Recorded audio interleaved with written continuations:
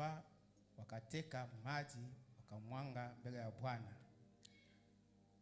Ils assemblèrent à Mispa, ils puisèrent de l'eau, ils la répandèrent devant l'Éternel, et ils gênèrent ces jours-là en disant, nous avons péché contre l'Éternel.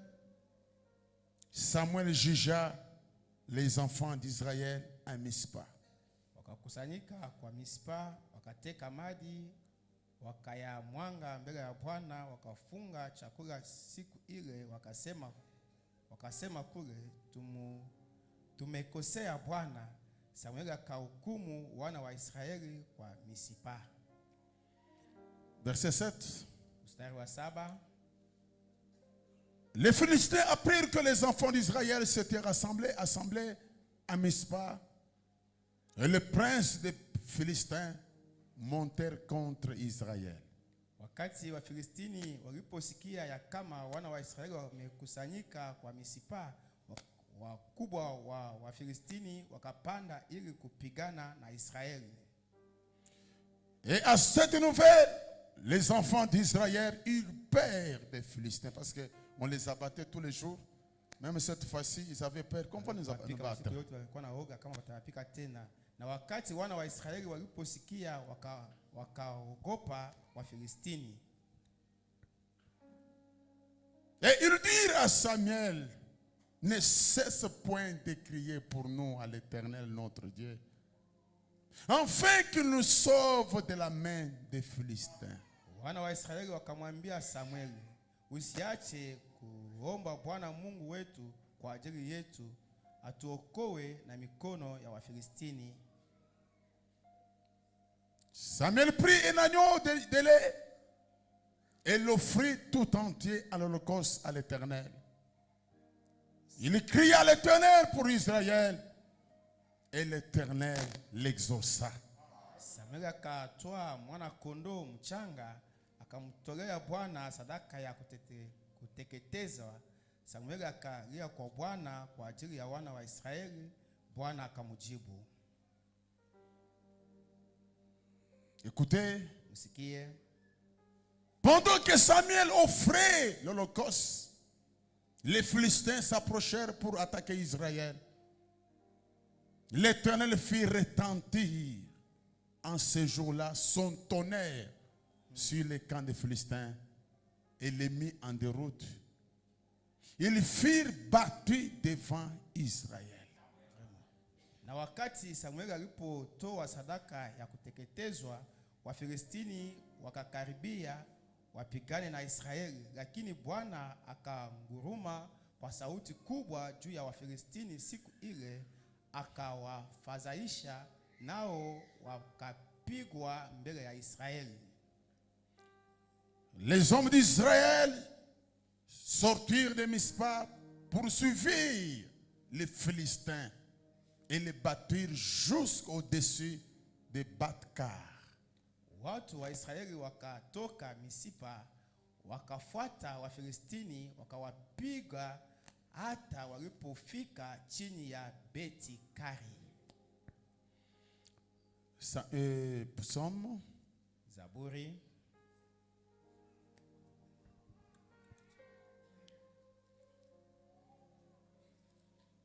Nous sommes dans le psaume 37.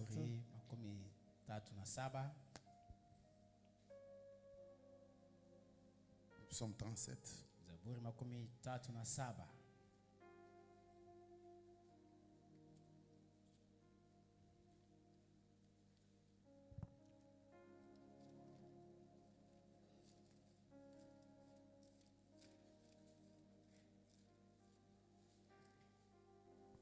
Nous lisons. Soma.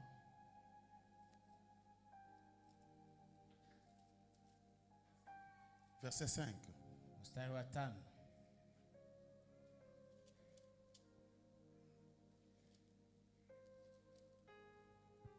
Ok, moi je lis. S'ils ne sont pas prêts, moi je lis. Soma hapa kama mna tayari. Recommande ton sort à l'Éternel. Mets en lui ta confiance et il agira. Wekea Bwana njia yako, mwekee tumaini lako naye atafanya. Il fera paraître ta justice comme la lumière et ton droit comme le soleil à son midi. Naye atatokeza haki yako kama nuru na hukumu yako kama azuuri.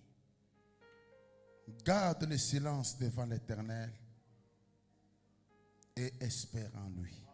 Ukae kimya mbele ya Bwana na kumongojea na saburi. Ne t'irrite pas contre celui qui réside dans ses voies, contre celui qui vient au bout de ses mauvais destins. Usijisumbushe mwenyewe kwa sababu yake aliye na heri katika njia yake, kwa sababu ya mtu anayefanya hila. Laisse la colère et abandonne la fureur. Ne t'irrite pas, ça serait mal faire. Ukomeshe hasira na acha ghadhabu. Usijisumbushe, mwisho wake ni kutenda mabaya tu. Maître suprême du sol de la terre, nous venons auprès de toi ce soir, convaincus que tu es Dieu et tu resteras notre Dieu. Même si les jours passent, même si les années passent, mais toi tu ne changes pas. Tu restes le même, en puissance, en guérison, en bénédiction, en changement. Tu restes le Dieu puissant. Et tu as dit là où 2 ou 3 sont liés à mon nom, je serai au milieu d'eux. Et ce soir, nous sommes réunis à ton nom, Jésus-Christ, notre Dieu. Il y a ta fille qui est entrée avec un problème. Il y a ton fils qui est entré avec un problème. Aucun homme ne donnera jamais solution. Mais quand toi tu descends, la situation change. En toi, il n'y a pas de problème. En toi, il n'y a que des solutions. En toi, il n'y a pas l'échec. En toi, il n'y a que la réussite. En toi, Seigneur, nous avons toujours la victoire. L'homme peut faillir, mais toi, tu ne failliras jamais.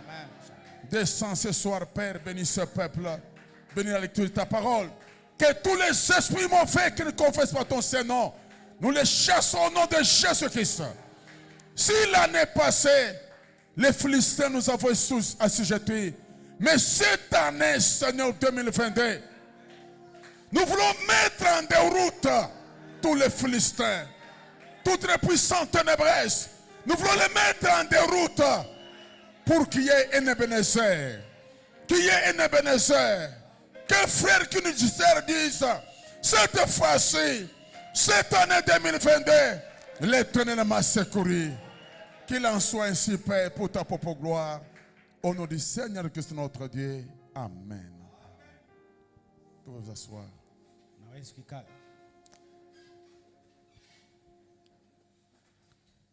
Oui, ce soir encore une fois de plus, nous sommes très heureux pour nous avoir accordé sa grâce. Et le Seigneur, par les moyens, nous demandons seulement les frères et sœurs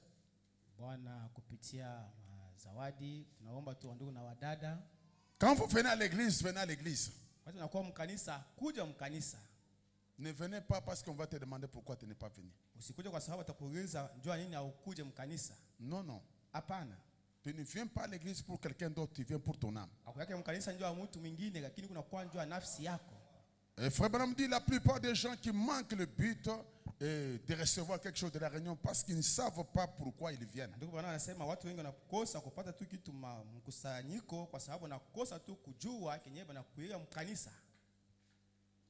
Alors quand vous venez sans savoir le but pourquoi vous venez, vous serez la cible de Satan.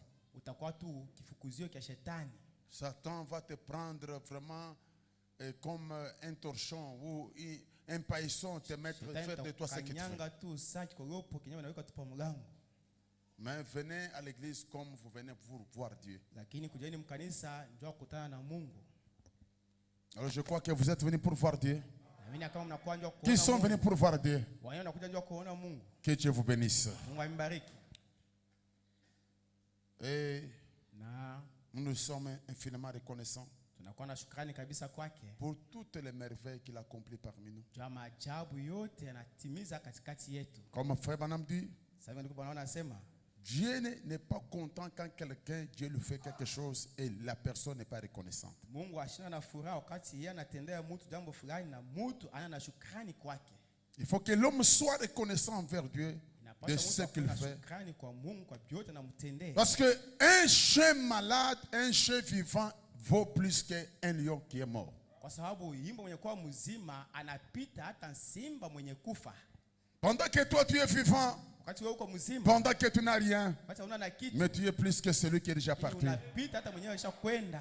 Ce ne sont pas les morts qui louent le Seigneur, Haina watu wenyewe wanasha kufa watamsifu Bwana. mais ce sont les vivants qui les louent. Ni watu wazima ndio watamsifu. Pendant que nous sommes vivants, Kwa wazima, pendant que nous avons la grâce, Bwana neema. nous pouvons encore dire merci Tena Seigneur. kusema asante Bwana. Merci Seigneur. Asante Bwana. Merci Seigneur. Asante Bwana. Alors, Hivi dans notre message que nous avons, comment matérialiser la vision de ma vie? ujumbe wetu tuko nayo namna gani ya kutimiza hono ya maisha yangu. Comment Namna gani matérialiser ya kutimiza la vision hono de ma vie? ya maisha yangu. Comment je peux arriver? Namna gani niwezi kufika? Comment je peux arriver à matérialiser? Namna gani niwezi kufika tu mkutimiza? J'ai des songes qui ne se matérialisent pas. Niko na mandoto haitimizike. Je vois des songes mais qui ne se matérialisent Naona pas. mandoto lakini haitimizike. J'entends la parole Unasikia neno mais ça ne se matérialise pas. lakini haitimizika, haionekane. On me dit des choses Wananiambia vitu que moi ici je suis ceci, wewe mais hivi, la uko chose hivi, ne se lakini matérialise kitu pas dans ma vie. hakionekane yakitimizike maisha yangu. Comment matérialiser Namna la gani vision? kutimiza hono yangu. La vision, c'est une perception surnaturelle que quelqu'un reçoit de l'au-delà. Hono ni kitu kenyewe mtu anapata kia juu ya siri. Tu peux saisir quelque chose que l'autre ne saisit pas. Ni kitu kenyewe mtu mwingine hasiwezi kushikia. C'est comme Jacob, comme Joseph disait, Yuko je sahihi vis kusema, des chèvres qui s'agenouillent devant la mienne. niliona mangano ilitwanga magoti mbele ya yangu. C'était une vision. Ilikuwa maono, Mais on voulait que cela se matérialise. lakini alipenda tu ile ndoto ipate kutimizika. Et c'est pourquoi la Bible déclare, Ndio maana Biblia inasema, quand vous venez dans la maison de l'Éternel, wakati mnakuja mnyumba ya ne Bwana, venez pas avec légèreté. msiwe na Ce que vous faites à Dieu, faites-le de tout cœur, kitende tu na moyo, croyant que je vais à Dieu, amini kama niende kwa Mungu, et les paroles que vous parlez à Dieu, que ces paroles restent strictes. ile maneno ibaki tu yenye kusimama tu imara. C'est pourquoi, Ndio kwa maana pour matérialiser une vision, ndio kutimiza hono moja, on doit d'abord enlever napasha mbele kutosha la peur de l'échec. hoga ya kushindwa. Pour que la vision se matérialise, Juu hono itimizike, on doit d'abord enlever quoi? napasha mbele kutosha nini? La peur de l'échec. Hoga ya kushindwa. Quand on a peur d'échec, Unakuwa na hoga ya on kushindwa, ne réussira jamais. hautaweza kamwe. Si toi-même tu essaies, mais à l'intérieur tu as déjà peur, ça ne marchera pas. Itaendeka hata kidogo. C'est pourquoi nous voulons que Ndio kwa maana tunapenda. on n'a pas besoin de Cadeco Lazima 2022. waaskari watoto hii mwaka 2022. On n'a pas de petits enfants cette année 2022. Lazima watoto hii mwaka 2022. On a besoin de commandos ici. Kuna lazima ya wakomando, waskari wakubwa. Quand j'aimerais faire quelque chose pour Dieu, je le fais comme Dieu m'a dit de le faire. Vile Mungu ananiambia nipate kufanya. C'est pourquoi Ndio kwa maana même nos frères qui nous écoutent très loin, nos sœurs, hata wandugu nakuwa tusikia gambari na wadada, prenez votre courage. mchukue tu hodari yenu. Il y a ma croyante autre quelque part qui est mariée, qui est déjà partie quelque part. Kwa mwaminifu wangu mwingine mwanamke aisha kwenda kundoa, yuko Et fasi puis, fulani. papa, je n'allais plus encore à l'église. Basi kwanza tena kwenda kukanisa. Même mon mari, on n'allait plus à l'église. Tangu mume wangu kwanza tena kwenda kukanisa. Ça fait longtemps. Na kwa wakati Nous mrefu étions même fâchés contre Dieu. kwa kushirikia hata Mungu. Mais la prédication de mercredi, Lakini ile mahubiri ya mkazi tatu j'ai écouté dans ma maison, nilisikia mnyumba yangu. mais ça m'a changé. Ilinibadilisha. Ça m'a donné du courage. Nipatia hodari. Et il m'a envoyé 500 unités. Ananitumia na unité Oui, nous voulons qu'il y a quelqu'un quelque part. Napenda kama kwa mtu fasi moja Parfois, il n'a jamais connu Dieu. pengine ashamjua Mungu, Il faut qu'il voie Dieu. inapaswa amuone Mungu. Et Frère Branham dit, Ndugu bwana anasema il y a 4 moyens de voir Dieu. uko namna ine ya kumuona Mungu, 4 moyens manamna ine pour voir Dieu. ndio kumuona Mungu. Si tu veux connaître Dieu, Unapenda kumjua Mungu, si tu marques dans 4 moyens, kama unaingia mwile namna ine, vous ne le verrez plus encore. kama unakosa tu ile namna ine au sitamuona tena. Il y a 4 moyens de voir Dieu. Namna De ine, savoir kama que njia ce ine ya Dieu-là kumuona est Mungu. vie. Kujua kama yule Mungu yuko naisha au hapana. Frère Branham dit, Ndugu bwana anasema la première ou le premier moyen njia ya kwanza de voir Dieu, ya kumuona Mungu c'est quand tu regardes l'univers. ni wakati wewe unaona tu ulimwengu.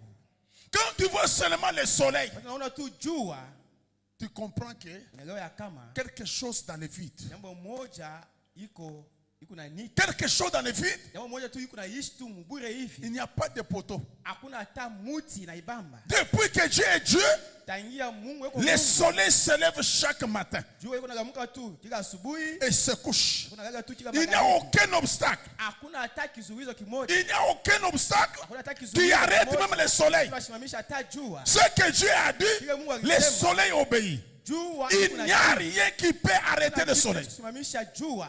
Et la terre telle qu'elle est, Na udongo hivi iko. elle est sur une orbite.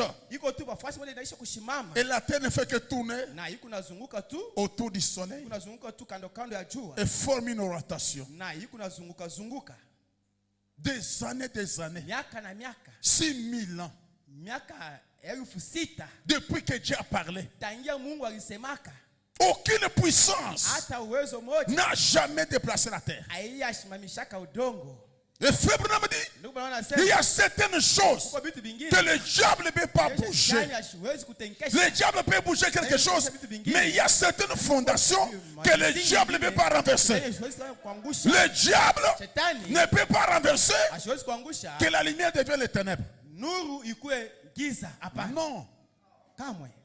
Même s'il y a des magiciens, Hata kwa watu ils peuvent faire des miracles, mais ils ne changeront jamais hawasitabadilisha ce kamwe que Dieu a dit. kile Mungu alisema. Ou tel que nous sommes ici, Hivi tuko hapa bouffe les ténèbres, mara moja giza. on se retrouve demain. Tunakuta tu Non, tunakuwa ça kesho. n'existera jamais. Haviwezi kufanyika Ça respecte toujours les normes de Dieu. Heshimu mpaka ile mipaka Et au quand on mipaka ya regarde Mungu. l'univers, Watu wanaangalia tu on ulimwengu, comprend qu'il y a Dieu. unaelewa kama kuko Mungu.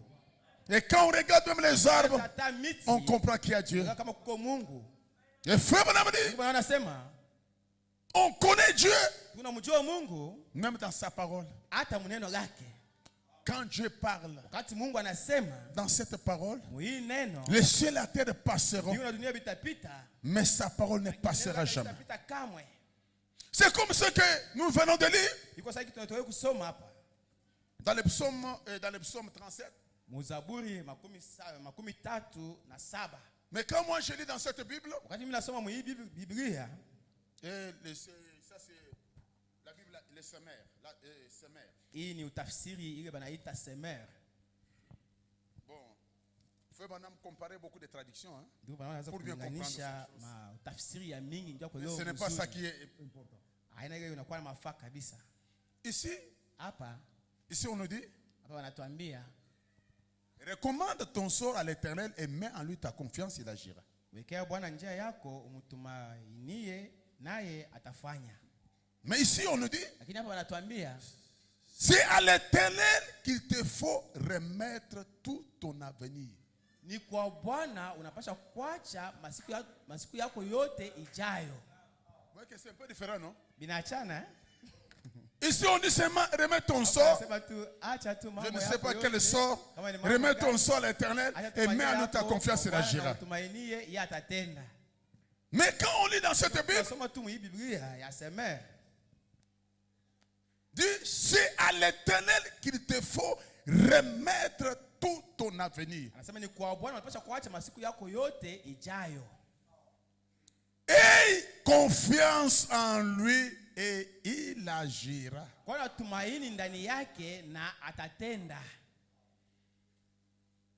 Verset 6 nous dit, 7 nous dit, 7 nous dit, ici on dit garde le silence devant l'Éternel, espère en lui. mtumainie. Ici, on nous dit, Hapa wanatuambia demeure en silence devant l'Éternel et attends-toi à lui. kaka kimya mbele ya Bwana na ongojee kwake. Ne t'irrite pas devant le succès qu'obtiennent les uns. Usisirike njua kavuma au kuweza kuja bengine banapata.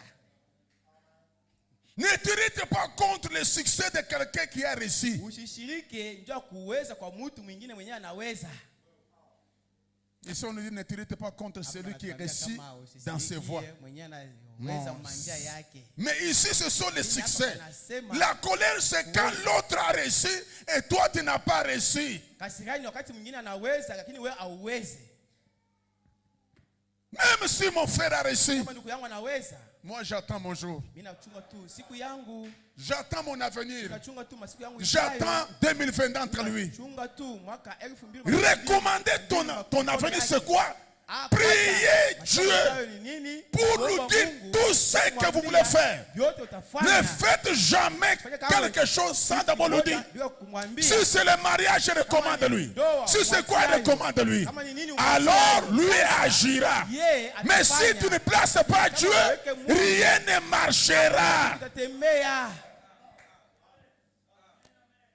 Tout ce que j'aimerais faire, Seigneur, voilà ce que j'aimerais faire.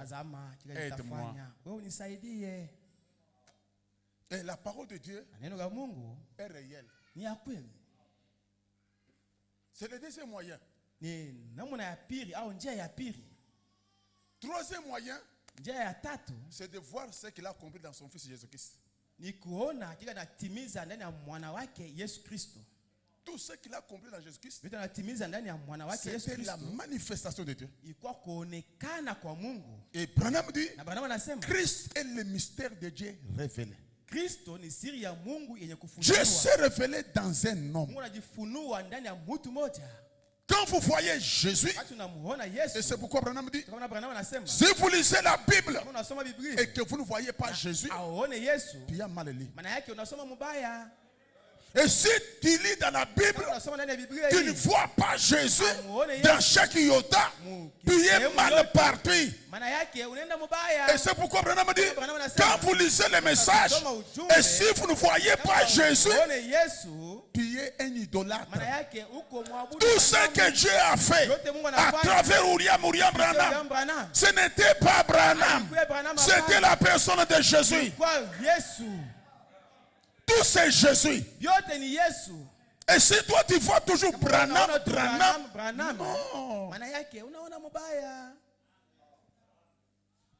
Et le dernier moyen de voir Dieu, c'est dans son peuple. Dieu est dans son peuple. Dieu vivant dans un homme.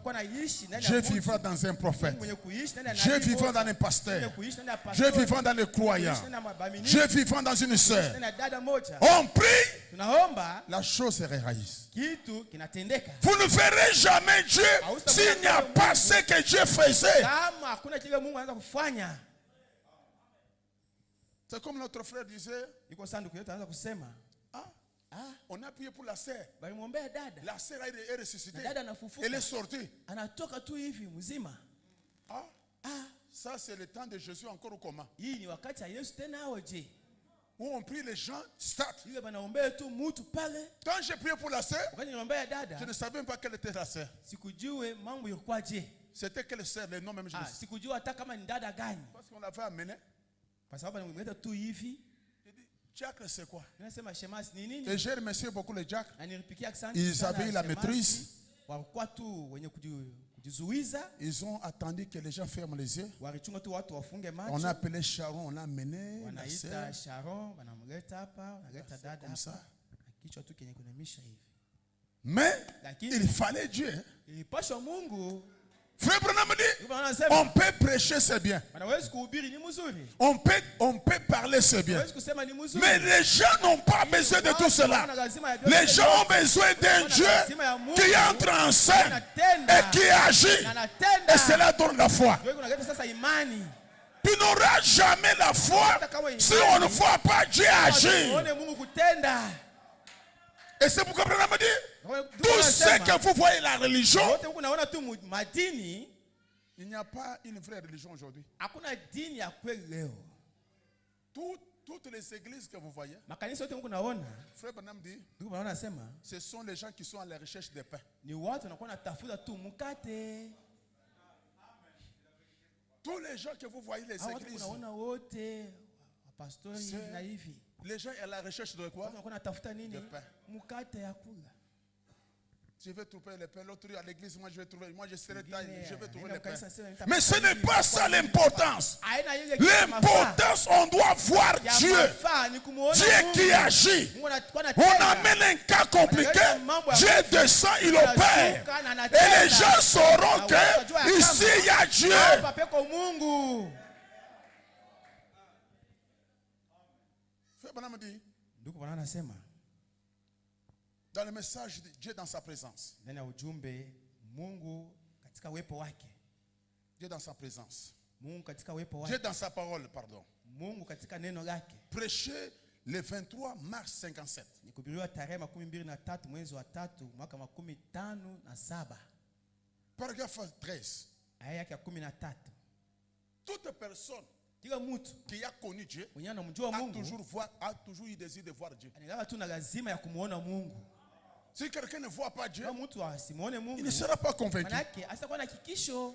On peut parler, Unaweza même kusema, Moïse, hata Musa il voulait voir Dieu. amependa kumuona Mungu.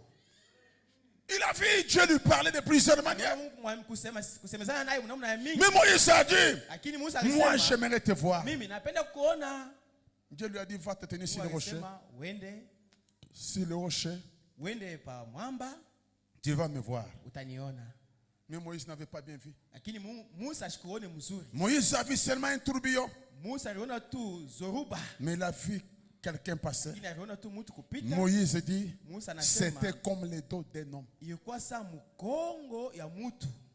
Dieu passait sous forme d'un corps d'un homme. Mungu alipita Mais mfano ya Moïse n'a mkongo ya jamais mtu, vu la lakini face de Dieu. Musa kwa shaona ta uso ya La face de Dieu était réservée pour nous. uso ya Mungu balichunga Pour juu que yetu. nous voyions Dieu aujourd'hui. Sisi tumwamini Mungu leo. Frère Branham dit, Ndugu Branham anasema, oh, c'est la vérité. ni kweli. Nous allons voir Dieu dans son univers.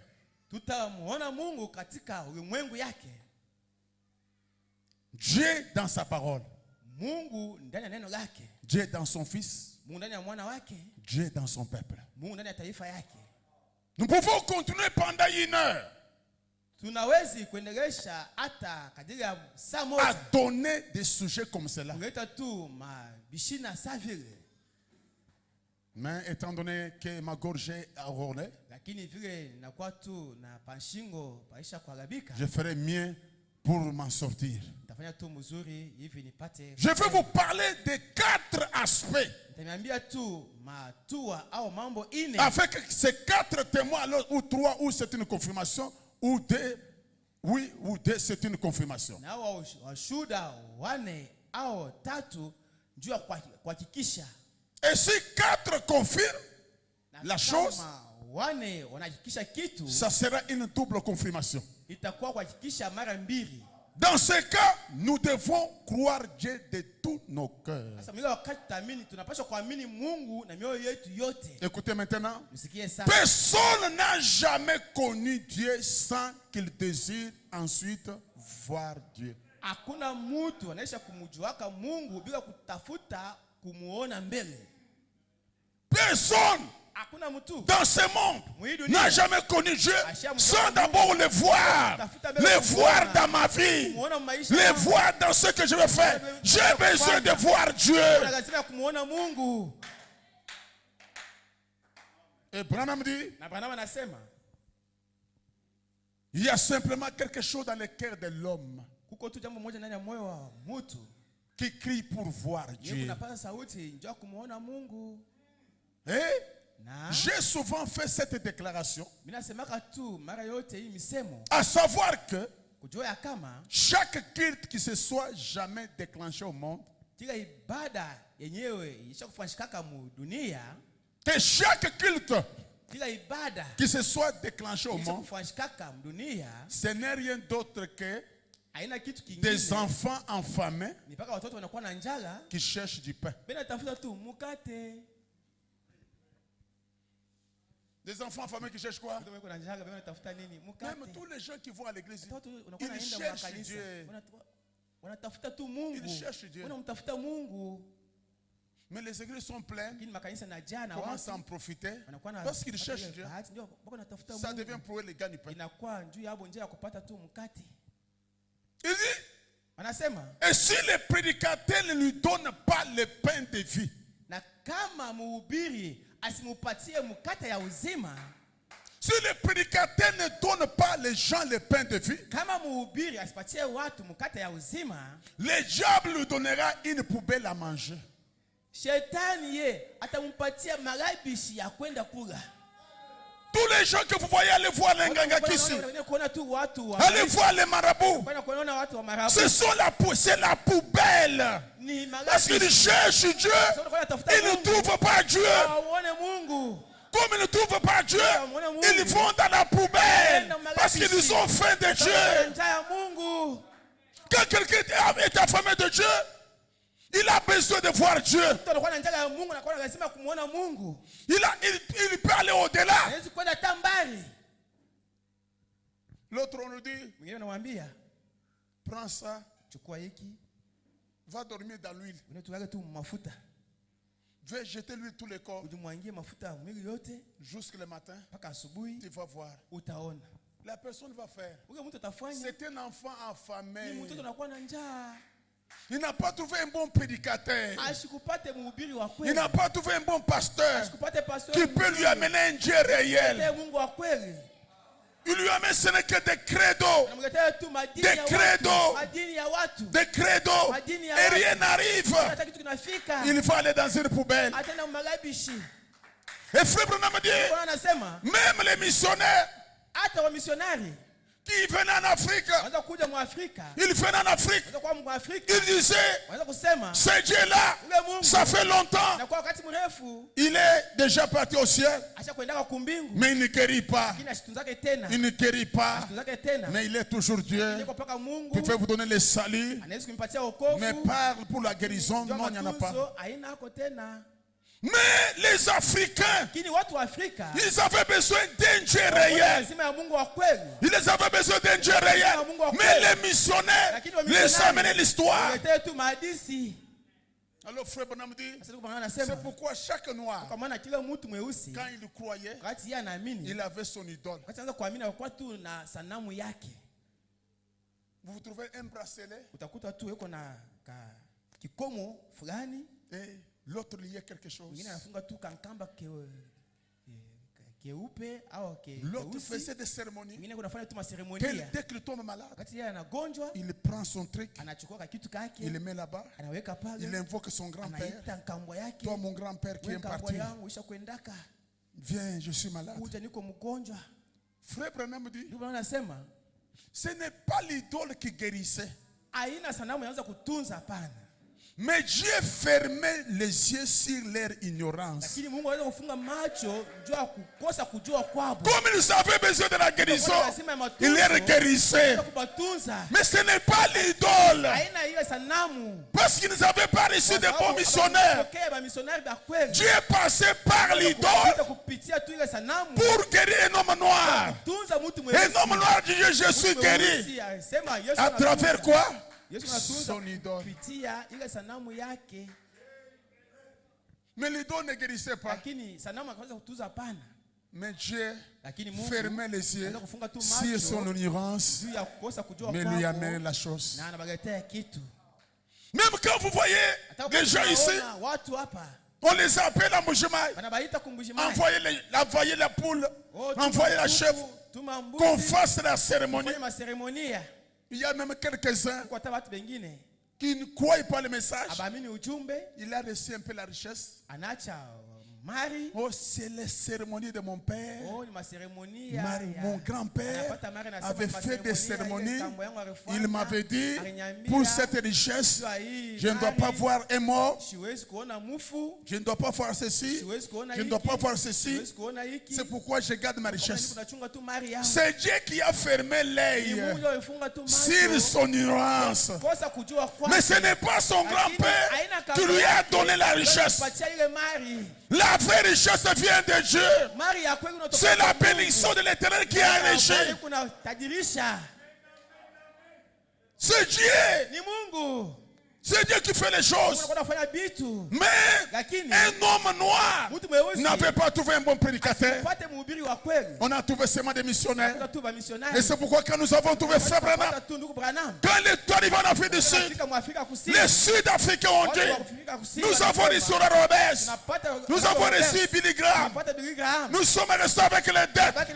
Mais cette fois-ci, c'est Dieu qui nous a visités. C'est Dieu qui nous a visités.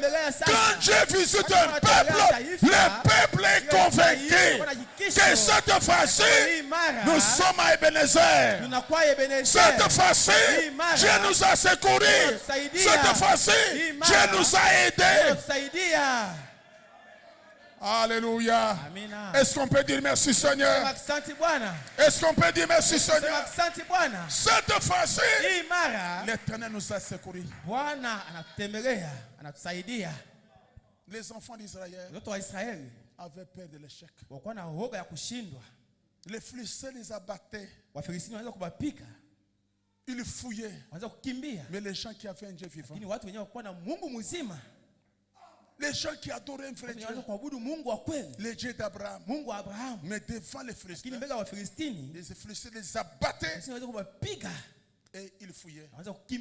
Mais ils sont allés voir Samuel. Samuel prie pour nous. Samuel prie pour nous. Et Samuel a dit aussi, pour prier pour vous, enlevez d'abord les dieux étrangers. Les raisonnements, la peur que vous avez, c'est cette superstition, c'est ce qui amène le blocage. On vous lit la parole, mais ça ne tombe pas dans le cœur. Votre attitude, c'est ce qui va déterminer ce que tu vas recevoir. Même la position. On nous a prêché la position de la position que tu viens à l'église. Même l'attitude que tu amènes à l'église, l'attitude, tout ce que tu fais, c'est ce qui est à la base de ce que tu es. L'attitude que tu as avec ta femme à la maison, tu tapes la femme, tu l'insultes, mais tu viens, Seigneur bénis-moi. Cette altitude-là, Dieu va te voir. Mais pour que Dieu te bénisse, enlève d'abord les dieux étrangers. Revenez à l'Éternel. L'Éternel reviendra à vous. Ne condamne pas d'abord Dieu. Devant Dieu. Qui peut aller en plainte contre Dieu? Qui? Qui peut accuser Dieu? Tu vas l'accuser contre qui? Tu vas l'accuser chez qui? Dieu, on n'accuse pas Dieu. Dieu est derrière sa parole. Si tu reviens, la vision va se matérialiser. La vision va se matérialiser. Enlève d'abord les raisonnements. Le Dieu d'Abraham, il est puissant. Il n'a pas de limite. Ce qu'il peut faire, il fera aujourd'hui. Il fera demain. Il n'y a personne qui peut limiter Dieu. Si Dieu fait faire quelque chose, il le fera même ce soir. Il n'y a pas assez de démons en enfer qui peuvent bloquer Dieu. C'est Dieu, il est Dieu. Quand nous l'appelons le Dieu, il est puissant. Il n'a pas de limite. Quand il va agir, il agit. Mais le problème est que remets ton avenir dans les mains de l'Éternel. Et il agira. Quand tu ne dis rien, Dieu ne fera rien. Dieu aussi ne fera rien. Mungu naye asitafanya kitu. Tu peux pleurer. Unaweza kulia. Lui ne regarde pas ça. Yeye ashangalia hata kulia kwako. Lui regarde d'abord sa parole. Yeye anaangalia mbele neno lake. Frère Branham dit, Ndugu Branham anasema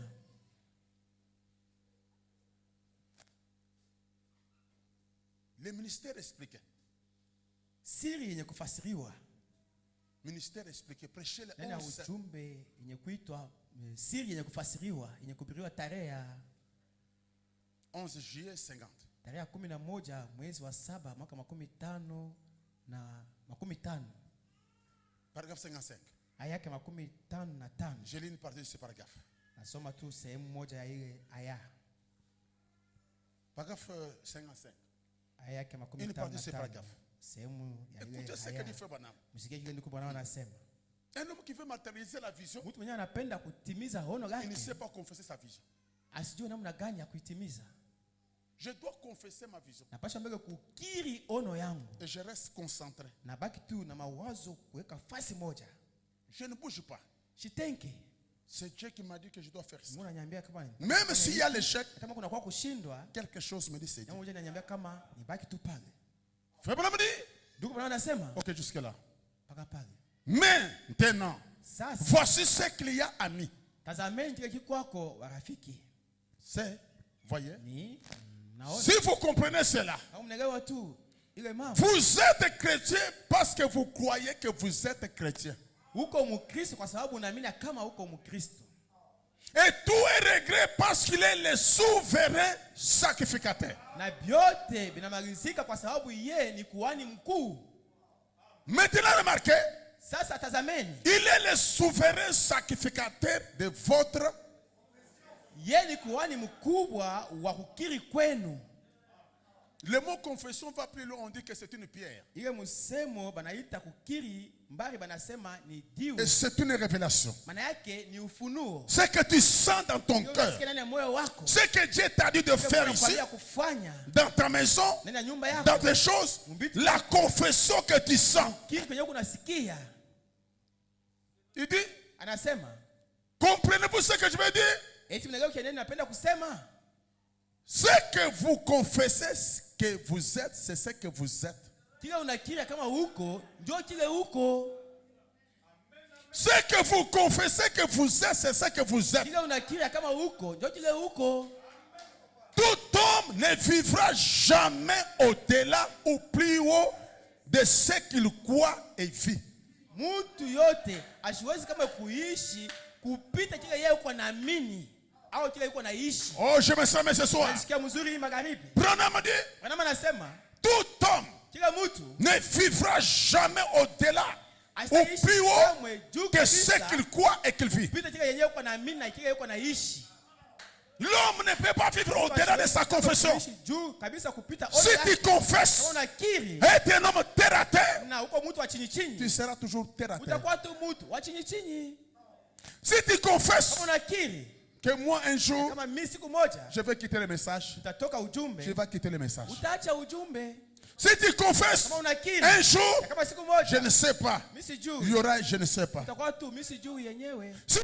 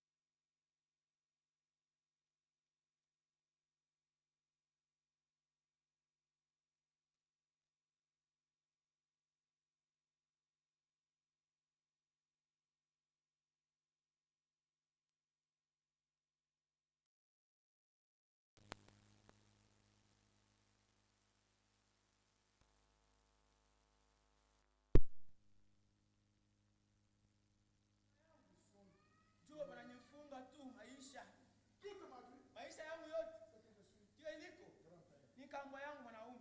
Il se tape contre une souche. Anapuntuza hata kumuti hivi. Oh, grand-père. Oh, kambo. Yote hivi ni mpaka kambo mwanaume ndio anajifanya yote hivi. Nilipuntuza tu ni kambo. Il va déposer le dossier. Aile takuwa chama. Il dépose le dossier. On rejette. Banaitupa, banakataga. C'est l'oncle qui a kabeka moi. Ni paka muyomba ukabeka mwanga. Njoo anafanya tena hii mambo asibebe kukashi. Il m'avait dit, Aliniambia. tu vas revenir ici. Wewe utarudi paka kwa magoti, kumikono, Il faut que je lui envoie même 50 000. Basi tu nimtumie tu hata 5,000 ya kikongomani. Il m'a toujours dit, Ananiambia tu vas revenir à ma pays. utarudi tu kumiguu yangu. Tu vas quelque part, Unaenda fasi moja. tu fais vraiment un fiasco. Unafanya mambo ya mubaya. Tu as acheté des pierres, Unauza mawe ya des bei cuivres, na makuivre tu y en es yako. quelque part. Unafika fasi moja, On n'a pas acheté. abauze. Tu as fait remise. Unashusha bei. C'est ce qu'on m'avait toujours dit. Ndivyo ananiambiaka paka. Et c'est là que Dieu reste. Jo, paka tu wewe Mungu na yeye anabaki. Mais si tu peux confesser aller plus haut, Kiri juu kabisa. croire qu'avec ce Dieu, Kuamini kama na huyu Mungu. je n'ai jamais vu un Dieu comme celui-ci. Siamuonaka Mungu saa huyu. Un Dieu terrible Mungu mastajabu. qui prend des gens Anachukua watu. qui n'ont rien et Dieu les élève. Je suis parmi ces gens-là. Sasa wale pale batu. Tu le seras. Wewe na wewe utakuwa pale. Même au travail. Hata mkazi. Même s'il n'y a rien. Kama kuna kitu. Mais je vais confesser que j'ai déjà la chose. Kuna kile kitu. Je confesse ma victoire Kiri tu ushindi yangu. avant même la victoire. Mbele hata kupata ushindi yenyewe. Je confesse ma réussite Na kiri kuweza avant même la réussite. kupata hata kuweza kwenyewe. Je confesse ma guérison avant même ma guérison. Matunzo yenyewe. Je fais même les actions de grâce. Naleta hata matendo ya shukrani. C'est comme si j'ai déjà la chose. Yuko saa nimesha kupata hata kitu kenyewe. Même si ça ne vient pas Kama kikuje dans les cœurs, ndani ya moyo, je continue à croire. mimi mnaelewa paka mkuamini.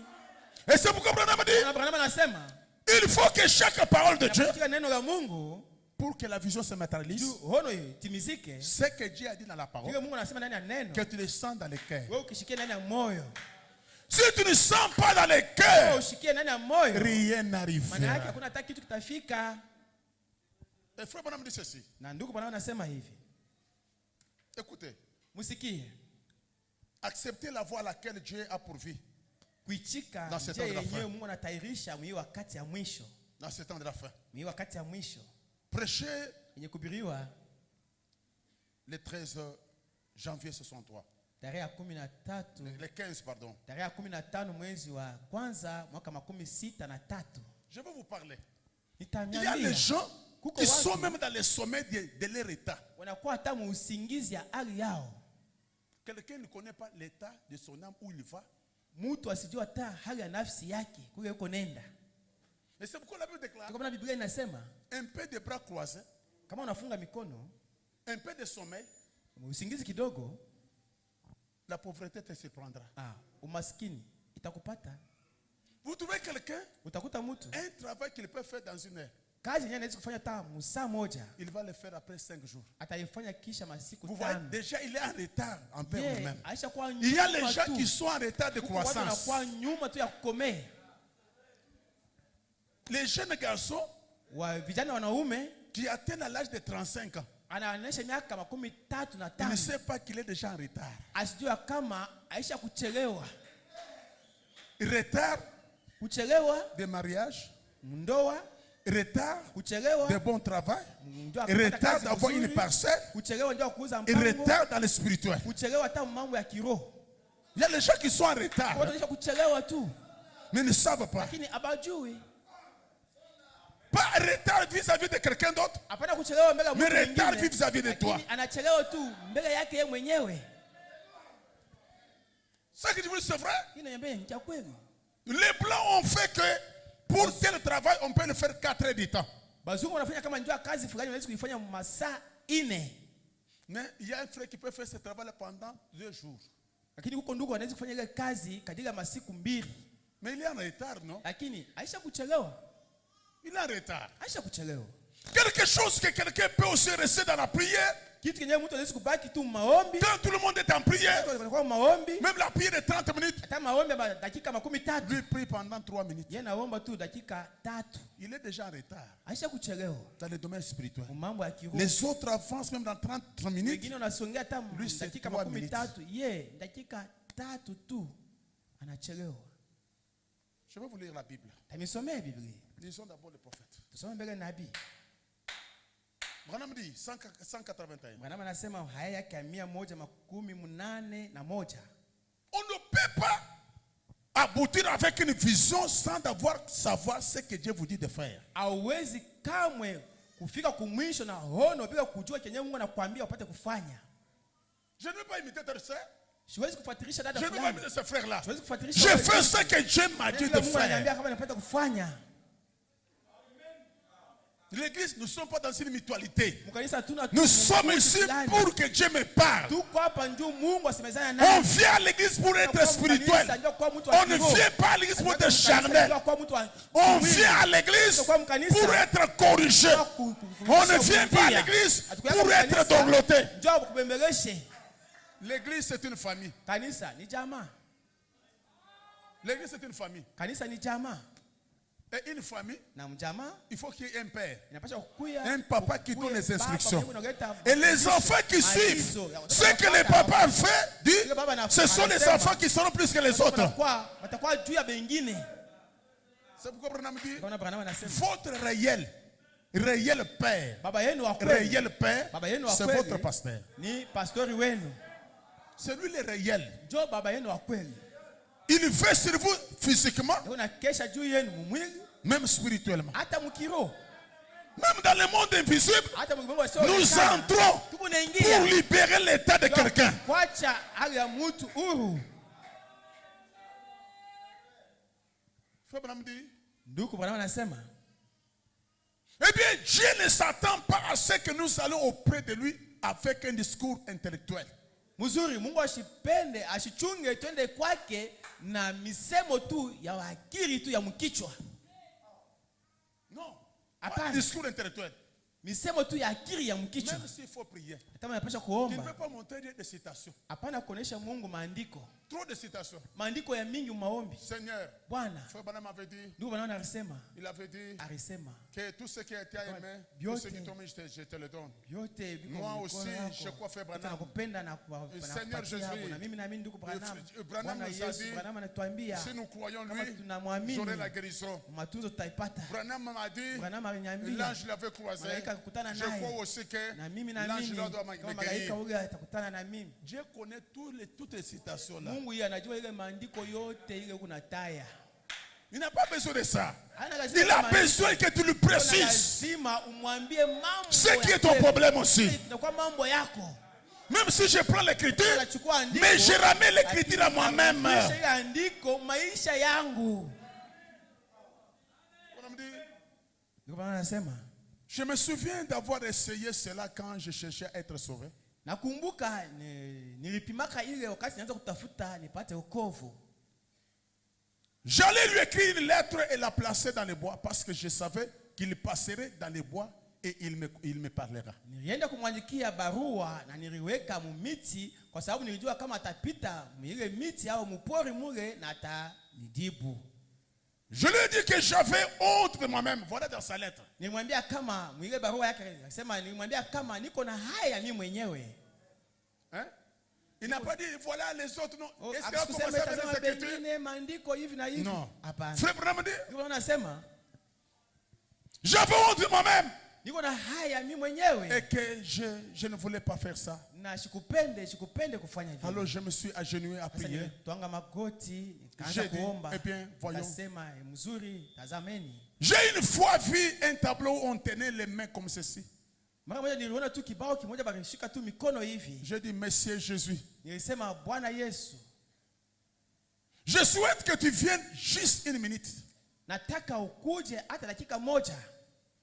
J'aimerais te parler dans une minute. Prête-moi l'oreille. Nitapenda kusemezana na we hata dakika moja. Wewe utege sikio yako. Personne n'est venu. Hakuna J'ai hata dit, hakuna hata mtu. Je dis, Seigneur Jésus, Nilisema, viens dans Yesu, une minute. kuja hata dakika moja. J'aimerais te parler. Napenda kusemezana na wewe. Viens maintenant. Kuja hapa sasa. Je te donne une minute. Nakupatia tu dakika moja. Pendant que je n'ai pas vu personne. Sasa anasema, shukrani hata mtu. Discours intellectuel. Ile ni misemo tu ya mwakili ya mkichwa. Si le mois de janvier se termine, si ça se termine, je ne vois pas. Mwaka inaisha. Moi, je vais quitter le message. Moi, je vais quitter le message. Nitaacha tu ujumbe hii. Tu parles à qui? Uko naambia nani? Celui qui a créé le ciel et la terre. Wewe uumba mbingu na dunia.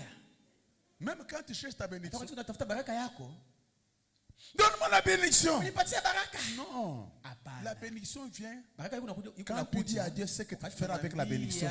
Mungu kile utafanya na ile baraka atakupatia. Il y avait quelqu'un Kulikuwa mtu mmoja qui était en train de mourir. anaanza akuwa karibu na kufa. Je dis, Seigneur, Anasema Bwana, guéris-moi, unitunze, ressuscite-moi, unifufuze, guéris-moi. unitunze. Dieu lui dit, Mungu anamwambia, t'es guéri pourquoi? nikutunze njoo nini? Non, moi j'ai besoin d'être guéri. Niko na lazima tu nitunziwe. J'ai dit, Mungu anasema, tu ne connais pas combien de gens qui sont enterrés au unajua watu cimetière? wangapi Ils sont wanawazika comme toi. mtuburi, wanakuwa Tu n'es sawa pas wewe. spécial comme les autres. Wewe hawachana na wengine. Dis-moi pourquoi. Uniambie njoo nini? Seigneur, Bwana, j'ai mes enfants niko na watoto yangu. qui ne restent pas orphelins. Il y a bayatima. des gens Kuko qui babu. sont dans les cimetières. Wanakuwa Les matuburi. enfants sont restés orphelins. Watoto yao bayatima. Toi aussi, tu vas partir au Na wewe cimetière. utaenda mtuburi. Tes enfants vont rester comme les autres. Utabaki tu bayatima. Oh Seigneur, Bwana. ma femme à moi, Bibi yangu. je l'aime beaucoup. Nampenda sana, Oui, ashibakie Mungu il y a wangu. aussi des gens Kuko watu bengine na qui aiment beaucoup leurs Wanapenda femmes. mabibi yao Ils sont sana. partis au cimetière. Waende mtuburi. Ce n'est pas ça balibacha. le problème. Haina ile mambo. Mais tu vas mourir. Lakini utakufa, tutakushika. Il s'est exclamé, Anapata sauti. oh Seigneur, Bwana. si tu me guéris, Kama unanitunza, je vais te servir. nitakutumikia. Je vais faire les actions de grâce. Natoa matendo ya Dieu shukrani. a dit, Mungu anasema, tu es arrivé. unafika sasa.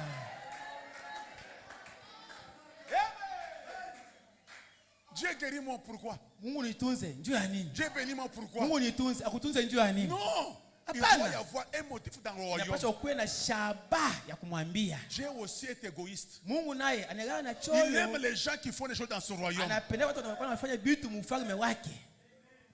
Si tu penses faire des choses pour toi-même, Kama unapenda kufanya vitu Rien n'arrivera. Kuna kitu kitafika. faut pas me dire. Ndugu Branham anasema, J'ai dit, nikasema, je me suis mal pris. oh, mimi nafanya mubaya. Je dis, je recommence. D'abord, mbele. Monsieur Jésus, Bwana Yesu, peut-être que je me suis senti, je me suis censé faire cela comme cela. Bwana Yesu, pengine napaswa kufanya kile hii namna. J'ai dit, Monsieur Jésus, Nikasema, wewe Bwana Yesu, veux-tu venir m'aider? wewe unapenda kwa kunisaidia? Je suis un pécheur. Unaweza kwa kunisaidia J'aimerais kwa te parler. kutenda dhambi? Je ne m'étais pas dans une minute. Napenda kusemezana na wewe dakika moja. Personne n'est venu. Au hata mtu mmoja asikuje. J'ai croisé mes bras. Nikafunga mikono C'est yangu. ça les prières intellectuelles. Ndio maombi ya akili ya mkichwa. J'ai dit, Monsieur Jésus, Nikasema, wewe Bwana Yesu, j'aimerais que, voudras-tu venir ici? eti unaweza kuja hapa? J'aimerais. Napenda J'ai entendu les gens dire, nisikia watu kusema Dieu m'a parlé. Mungu anasemezana Dieu naye. m'a parlé. Mungu anasemezana J'ai naye. dit, Nikasema, Monsieur Jésus, wewe Bwana Yesu, voudrais-tu venir ici? unaweza kuja hapo hapa? J'aimerais te parler. Napenda kusemezana na wewe. Rien. Hakuya hata kitu. J'ai toujours parlé aux gens. Mungu anasema J'ai parlé aux gens. Mungu anasema Parle-moi aussi. Nasema na mimi. Jésus ne venait pas. Yesu ashikwanze kuya. Mais tu as parlé à notre pasteur. Ulisema kana Tu as pastor parlé- wetu. Oui. Ndiyo. Mais toi, c'est le discours intellectuel. We, ni misemo tu ya akili ya mkichwa. Alors, Sasa, le bonhomme dit, ndugu bwana anasema, pendant qu'il a prié, wakati ya il n'a riomba, pas vu Jésus. ashikumuone Yesu. Évidemment, alors le diable est alors entré en scène. Kweli sasa shetani naye anaingia mtendo. C'est comme ça que le diable entre. Ndio hivi shetani Il anaingia. a beaucoup prié. Uliomba sana. Prié où? Uko Mais wapi? lui est mal parti. Ulifanya ndio mubaya. Mais le diable vient Ulianza maintenant. mubaya sasa. Écoutez ce que le diable dit. Musikie kile shetani anasema. Le diable est alors entré en scène. Sasa shetani anaingia mtendo.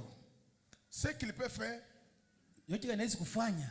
il peut vous dire aussi. Il peut vous dire, Anaweza kukuambia vous avez mal au genou. si unashikia magoti na kuuma. Puis à prier. Unaomba, Il n'y a rien. hakuna kitu. Les Na genoux, magoti yenyewe ça devient même mal. inaanza kuuma na kuuma. Ça ne sert à rien de demander. Ça ne sert à rien de demander. Tu as prié beaucoup 2021. Il n'y a pas de solution. Cette année, qui te donne ou pas, laissez d'abord. Laisse. Voyez? Attendez. Vous aurez cela demain soir. Attendez. Bon, tu as prié. Bon, s'il ne vient pas, attends même demain. Mais pour prier, arrêtez. Ne priez pas. Les pieds font très mal, non? Tu as donné des actions de grâce. Rien n'est arrivé, non? Ne donnez plus encore. On t'a prêché sur les 10 milliards. Et vous trouvez le frère devient très colérique. Le signe d'un pauvre. Le pauvre est très colérique. Parce qu'il fait que déception sur déception. Que la femme lui dise, chérie, je peux avoir 20 000. Tu me demandes 10 000. Hein? Tu ignores la situation de la maison. Hein?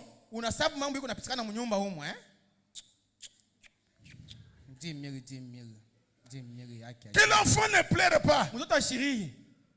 Papa, 5 000. Maman chasse à l'école. Quitte pas. J'ai beaucoup de choses. C'est quelqu'un qui est sous pression. Signe de pauvreté, d'échec. Alors pour barrer tout, barrer tout court, il faut être en colère.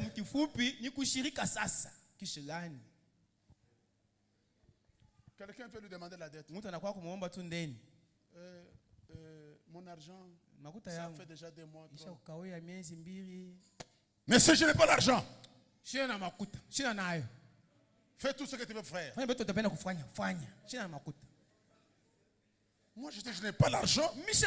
Mes enfants n'ont chassé à l'école. Si on a chassé les enfants, c'est tes enfants. Mais moi, je suis venu demander ma dette.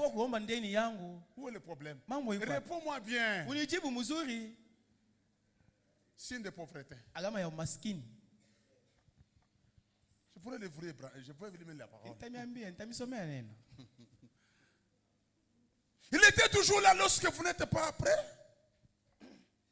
Est-ce que Dieu était toujours là pendant que vous n'étiez pas prêt? Alors, il m'a dit, maintenant il m'a dit, profitez tout ce qu'il dit, profitez-en. Faites tout ce que vous voulez, la profitez aussi le temps. Profitez aussi le temps. Écoutez, en descendant là-bas, les diables vont toujours continuer à dire. Toi encore 2022 ici, tu vas encore prier. Combien tu as prié l'année passée? Tu as beaucoup? Il m'a dit. Tu sais quoi? Tu y as déjà 19 ans ou 20 ans. Il a dit. Tu as déjà 20 ans. Tu as trop attendu. Oh, il va venir. Il va t'aider. Tu as trop attendu. J'ai dit. Maintenant, il prend la prière de Satan. Il l'amène maintenant chez Dieu. La colère. J'ai dit, oh Dieu, j'ai trop attendu, Seigneur. Mais si c'est toi, tu ne m'entends pas. Moi aussi, je vais de toute façon te parler. C'est tout ce que j'ai toujours décidé de faire. Oh frère, cela l'a fait entrer en scène. Satan est entré en scène. Vous voyez, qu'est-ce que c'est? Crier à haute voix, tout simplement. Crier à haute voix, Jésus, Seigneur Jésus. Il a promis. Seigneur Jésus, il a promis, Seigneur. Alors il est entré en scène. Sasa anaingia katika tendo. Écoutez maintenant. Msikie sasa. C'est ainsi Ndio hivi que le fait entrer en scène quand vous êtes bébé, comme un bébé. ndio hivi panamwingishaka apate kutenda saa vile mtoto mchanga. Frère Branham a changé. Ndugu Branham alibadilisha. Ce que Satan lui disait. Kile shetani anaweza kumwambia, J'ai trop attendu. mimi nachunga sana. Mais tu ne viens pas. Lakini haukuje. Frère Branham a dit maintenant. Ndugu Branham anasema, N'est-ce pas toi qui as promis? haina uwenjo laka. N'est-ce pas toi qui as promis? Je suis ton enfant. Mtoto yako. C'est là que Dieu entre en scène. Anaingia mtendo. J'ai attendu 20 ans. Nilichunga miaka 12. Je ne te vois pas. Sikuone. La situation ne s'améliore pas. Mambo haitengamane. Dieu n'écoutera pas ça. Mungu Mais haitasikia ile. c'est ramener Dieu dans sa parole. Lakini kurudisha Mungu ndani ya neno lake. Vous n'êtes qu'un bébé.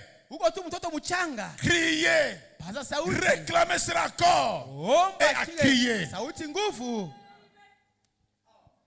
Frère Branham dit, Ndio maana nasema, n'osez pas dire eh bien l'une autre chose pratiquement. usipime kama kusema kitu kimoja au kingine. Une prière grandiose écrite que vous pratiquez pendant 1 heure ou 2 heures. Maombi mmoja makubwa yenyewe ilisha kuandikiwa huku naisema kadiri ya masaa 2 Cela au saa moja. ne fait aucun bien. Ile haisa kusaidia hata Seigneur Jésus, Bwana Yesu. priez mon Dieu. Uko Mungu Seigneur wangu. Jésus, Bwana Yesu. donne-moi. Unipatie. Seigneur, Bwana. j'ai fait Ninapenda Bwana. la même prière Maombi moja moja pendant kuna 1 heure. saa mzima. Ça n'aidera pas Dieu. Haista usaidia Mungu. Dieu, on lui parle. Mungu banasemaka naye. On les saisit. Bana On ouvre le cœur. Banafungaka moyo. Et quand on ouvre le cœur, Banafunga moyo. Dieu entre directement. Mungu anaingia mtendo. Il dit, Anasema. comme on dit, Sababu anasemaka. avez-vous dit une prière? Eti unasema maombi moja? Non. Hapana. C'est un péché d'en dire une. Ni zambi kutaya maombi fulani. Dire une prière, Kutaya et maombi prier, fulani c'est différent. ni zambi vinachana. Tu ne fais que répéter. Uko paka unasemununa paka. Seigneur Jésus, Bwana Yesu. 2021, Oh, mwaka 2021. c'est toi je t'avais parlé encore. Wewe njoo nilisema na wewe. Dis-moi encore cette Sema na année. mimi tena hii mwaka. Ne répétez pas une prière. Ushaanze kusemununa tu C'est maombi. entrer dans une dimension. Ni kuingia mwatua fulani. Offrez une prière. Mutoa maombi moja. Ne dites pas une prière. Usitaetae maombi moja. Offrez une prière. Lakini toa maombi. Dites une prière pour moi. Sema maombi moja juu yangu. Mais ne dites pas la prière pour Dieu. Dites. Lakini sema. J'ai dit, ne faites pas ça pour moi. Usifanya hiki juu yangu. Pouvez prier pour moi. Unawezi kuniombea. Mais ne dites pas une prière. Lakini usitaetae tu Absolument maombi. pas. Non. Hapana. Priez seulement pour moi lorsque vous priez d'accord. Uniombee tu wakati huku naomba pale mimi nechika pamoja na Ne dites pas wewe. une prière. Hapana kutaetae tu maombi. Réclamez à corps et à cri ce dont vous avez besoin. Omba na sauti nguvu vyote uko na ibada. C'est ça la voie à laquelle Dieu a prouvé. Ndio njia yenyewe Mungu anatairisha. Jésus n'a-t-il pas expliqué cela Yesu ashikufasiria en rapport avec les paroles de juge unique à la femme qui criait jour et nuit? mkusema tu ile misemo juu ya mwanamke mwenyewe akaweza kusema kumbele ya yule mwamuzi. À combien plus forte raison le Père Céleste ne donnera-t-il pas l'esprit à celui qui le réclame à corps et à cri jour et nuit? Mara ngapi baba yenu kumbingwa siwezi kupatia tena roho kwa wale wanaoomba usiku na mchana. Cherchez et vous continuez à chercher. Tafuteni na muendelee mpaka mkutafuta. Frappez et continuez à frapper. Mupige hodi na muendelee mpaka mkupiga hodi. Continuez jusqu'à ce qu'il ouvre. Muendelee mpaka pale atafungua. Accrochez-vous-y. Mwambatane nayo. Jusqu'à ce que la parole promise soit confirmée. Mpaka pale neno likiwa itatimizika. Alors vous avez reçu la chose. Sasa mnapokea kitu kenyewe. Vous n'avez pas à vous inquiéter. Hauna mambo ya kufadhaika. Voyez que la Bible a promis cela. Mnaona kama Biblia inagaka ile mambo. Restez donc là même Baki tu pale. jusqu'à ce que recevoir cela. Mpaka pale Je n'ai rien regardé le temps. Je ne regarde pas les années. Moi, je regarde Dieu. Dieu d'Abraham. Il m'accordera la chose. Que le diable vienne. Moi, je continue à croire que ma vision sera matérialisée. Ça va devenir réel. Ça va devenir palpable.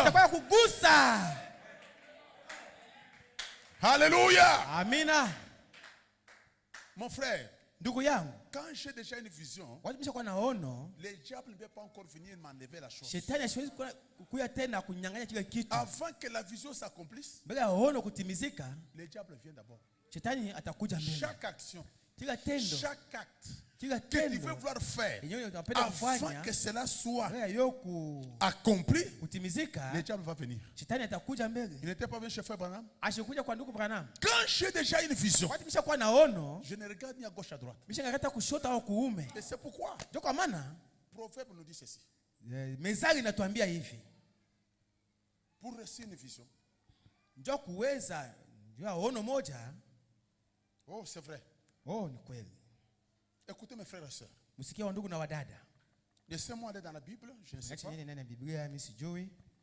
Je vais dans Minenda les proverbes de David. mumezali, Proverbe de David. mezali. Écoutez ce que dit Msikie kile anasema. David. Daudi anasema. Proverbe 31. Mezali 31 Verset 5. mstari wa 5. Je commence verset 3. Minaanza kwa mstari wa 3. Écoutez, Msikie. quand quelqu'un veut accomplir une vision, Wakati mtu anapenda kutimiza ono, il devient drôle. atakuwa wa kushangaza. C'est un homme consacré. Ni mtu mwenye kujitoa kwa Mungu. Il est consacré, concentré sur quelque chose. Acha kuweka tu mawazo fasi moja pa kitu Il n'est pas fulani. quelqu'un qui va gauche à droite. Ashina mtu akwenda kushoto au kuume. Il dit, Anasema, ne livre pas ta vigueur aux femmes. usiwape wanawake nguvu zako.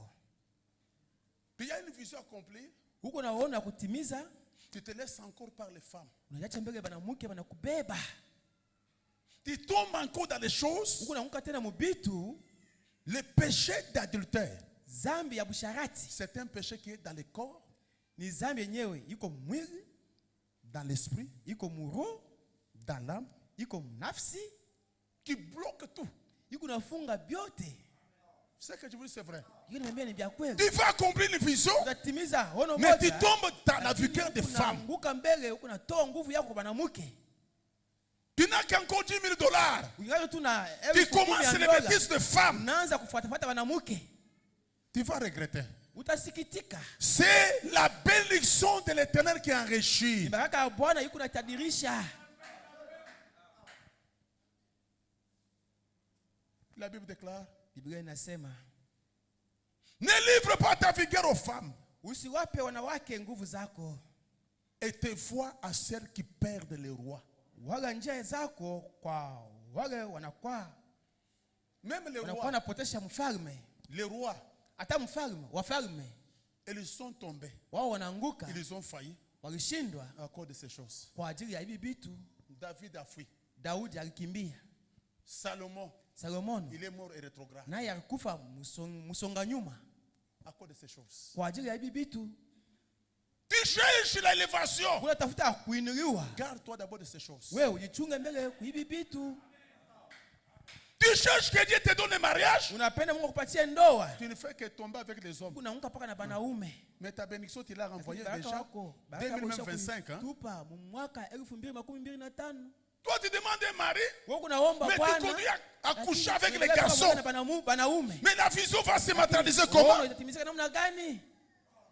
Tu demandes Dieu, fais-moi grâce. Unaomba Mungu nifanyie Mais tu neema. conduis à Lakini coucher unaelewa avec baraka des garçons, des garçons, des garçons. banaume na banaume. Ma soeur, Dada on ne yangu, joue pas avec Dieu. hawachezake na Mungu. Jeune garçon, on ne joue pas avec Dieu. Ce que tu caches, c'est ce qui va te bloquer. Itakufunga.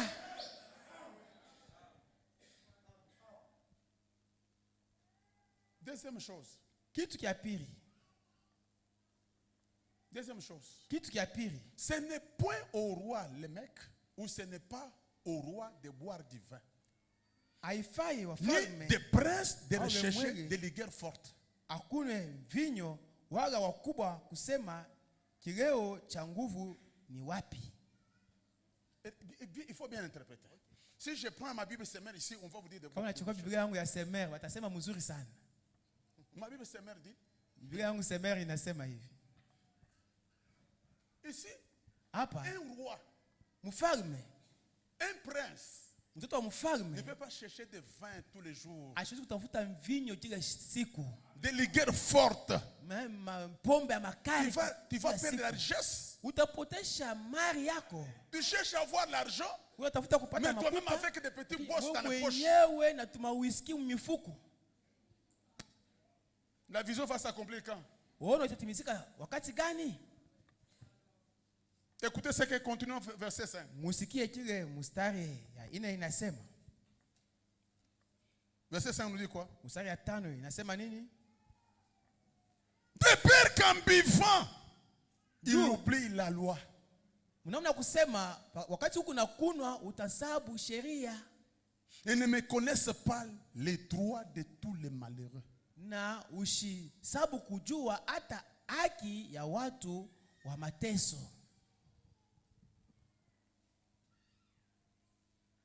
Écoutez ce que dit la Bible Semer. Musikie kile Semer inasema. Verset 3 nous dit, Mstari wa 3 inatuambia,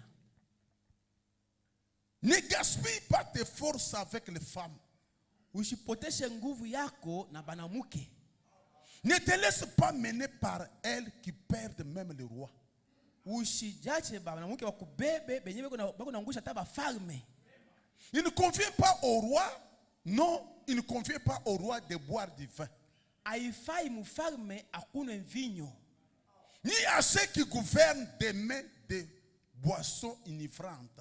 Ao wako kunaongoza wapate kupenda mpombe ya makari. Car après avoir bu, il pourrait même oublier les lois. Kwani kisha kunwa banaweza hata kusabu mfalme. Laisser même les droits des victimes de la misère. Banaweza kusabu hata sheria, banaweza hata kusabu haki ya watu wa mateso.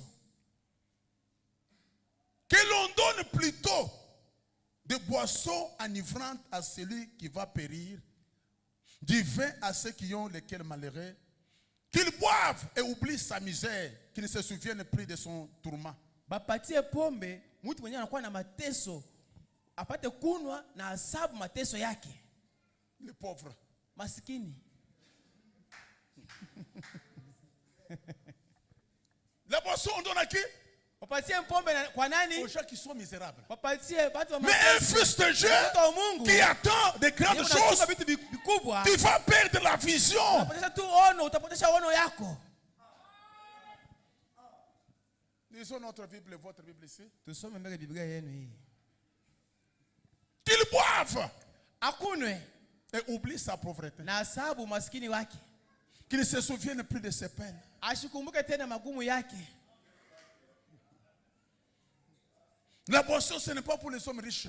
Pombe aina ya batajiri hapana. Les gens qui veulent devenir riches Watu wanapenda kuwa ne batajiri. peuvent pas boire. Hawezi kunywa pombe. Ça, c'est réservé à qui? Hii ni ya banani? Aux pauvres. Ba masikini ndio benye mambo. Pour qu'ils fassent quoi? Ndio bafanye nini? Qu'ils oublient leur Basabu pauvreté. masikini bwabo. À la maison, il n'y a rien à manger. Il les retourne. Hakuna chakula yeye anarudi tu mwenye kulewa. Umeya kasai wewe. Ai. Wende kulewa. Il les retourne à la maison. Ndio anarudi tu. Anasabu na masikini bwa. Njaga yote na hesabu. Bibi yangu unalamba nini? Unalamba nini? We, unaipika nini kamwanya? Unaipika nini?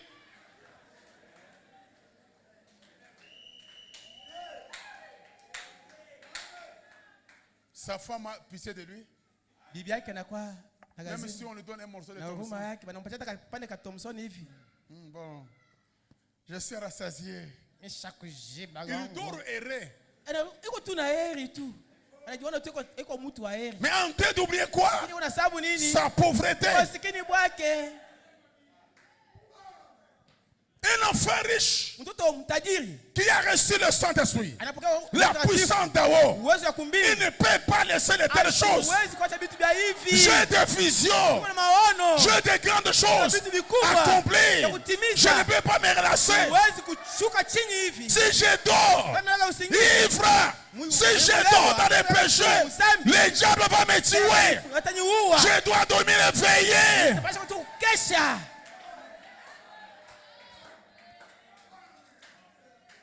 C'est pourquoi Salomon dit, Ndio maana Solomoni anasema, moi Salomon, mimi Solomoni je te demande des choses. nakuomba vitu viwili. Pas être pauvre, Hapana nikuwe maskini, pas être riche, hapana nikuwe mais mtajiri. être quand même. Nikuyeko. Parce qu'un pauvre, Kwa sababu maskini il se plaint tous les jours. eko na riaria kila siku. Il a des mauvaises pensées. Eko na mawazo mubaya. Lui, Yeye, laissez-moi d'abord vous lire. maisha bado nimsomee. Vous aimez la Bible, hein? Unapenda Biblia? Écoutez ce que dit la Bible. Mshike kile Biblia inasema. David dit, pardon, écoutez Salomon ce qu'il dit. Mshike kile Solomoni anasema. Toujours dans les proverbes. Paka Mezali 30, 7. mstari ya 7. Écoutez ce que dit la Bible. Mshike kile Biblia inasema. Je dis que j'aimerais que cette année, Nasema napenda hii mwaka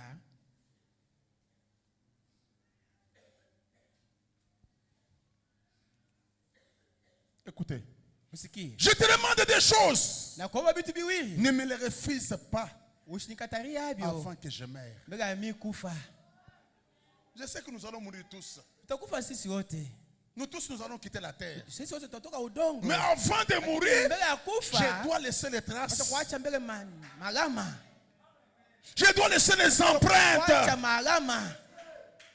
Vous savez, l'adage d'un pauvre, Munajua kusema kwa maskini, même si on a l'argent, hata kama même si on va mourir, non, hata kama frère. tuko na makuta sitakufa Même tous paka. les véhicules ici, Hata magari yote shitabaki Ça va hapa. rester, non? Itabaki. frère, toutes ces choses, ce sont des choses de Hivi la terre. vitu vya chini chini vya pa udongo hapa. Il fait aller dans l'enlèvement, dans la pauvreté. Unapenda kwenda Pour kunyanyuliwa lui, tu que le maskini. monde s'arrête aujourd'hui. Yeye anapenda tu ulimwengu isimame tu leo.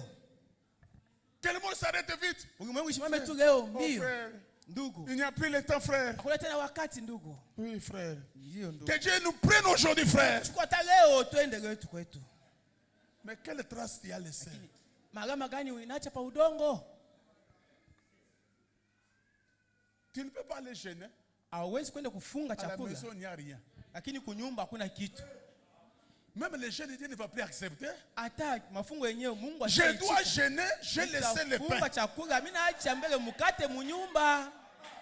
J'ai acheté le pain, Mimi nauza mikate, je laisse à la maison. mimi naacha munyumba. Je dis, Seigneur, Mimi nasema je ne Bwana, prends pas le pain ici. mimi sitakula hii Je ne mikate. mange pas cette viande. Sitaikula hii Je nyama. vais entrer en connivence. Mimi naingia mbele mapatano. Là, na Dieu wewe. va écouter même. Mungu atasikia hata maombi yako. Mais toi, Lakini wewe à la maison, même pas le pain, kunyumba kuna hata mkate, même pas le Thomson. hakuna hata Thomson. Oh Seigneur, je commence mon Bwana jeûne. mimi naanza pasa mafungo yangu hapa sasa, ndio wakati ya kufunga chakula. Non. Hapana. Je demande des choses. Ne me les refuse pas avant que je meure. Ninaomba tu vitu viwili, usinikatarie hadi mbele mimi kufa. Éloigne de moi la fausseté et la parole mensongère. Weka mbele nami mabaya na maneno ya ongo.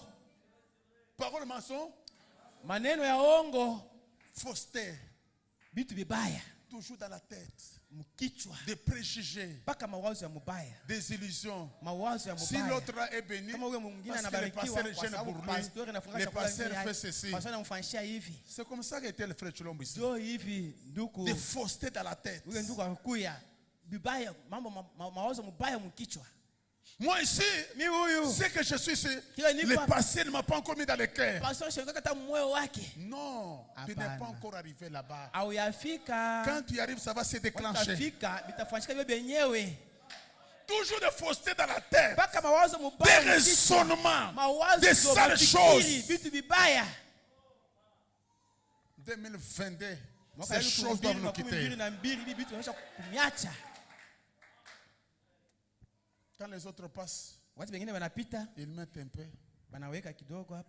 Ils mettent pour qu'on les voie, non? Moi, quand j'aurai, je vais mettre en cachette. Toujours une mauvaise pensée. Moi, il est toujours moi. Je ferai. Je ferai. Je ferai. Je ferai. Mais dans les temps présents, il n'y a rien.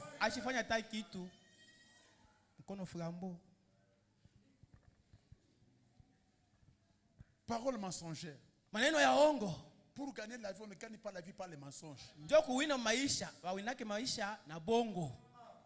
Les mensonges amènent même la colère de Dieu.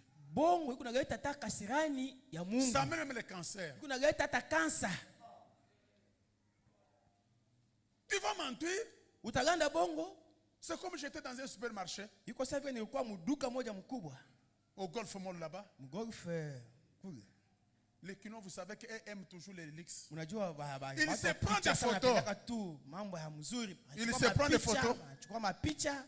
Il dit à sa femme, ah, Nazana Jobour. Nazana Jobour. Aux autres, on bien. Style ya Jobour. Jobour. Ah, Jobour. Toi, tu n'as rien. Dis que je n'ai rien. Que je m'aide.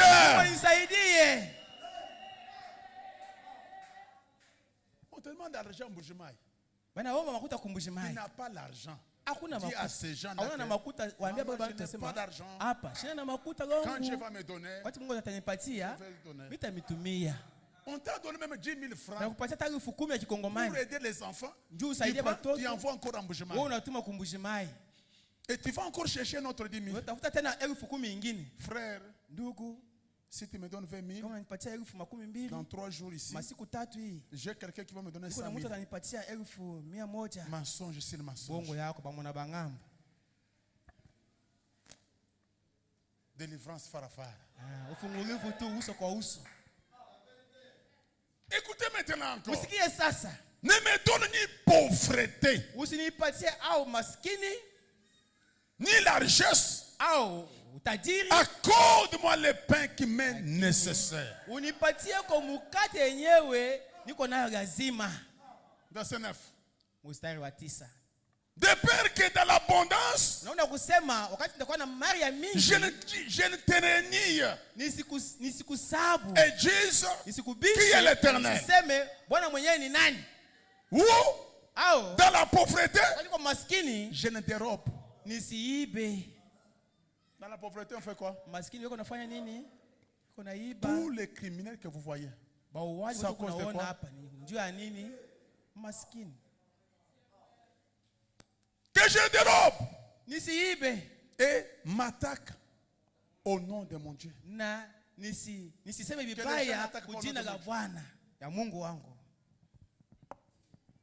Le semeur dit ceci. Utafsiri ya Semer inasema hivi. Ces choses ici. Hivi vitu ça délivre quelqu'un quelque part.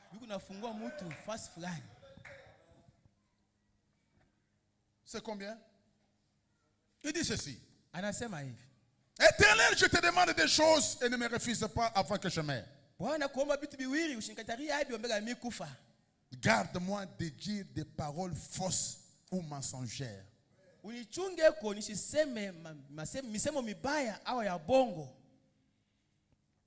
Ne me donne ni pauvreté, ni la richesse, ni richesse.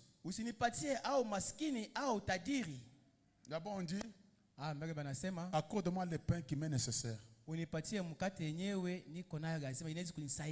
ici on dit, accorde-moi seulement ce qui est nécessaire pour vivre.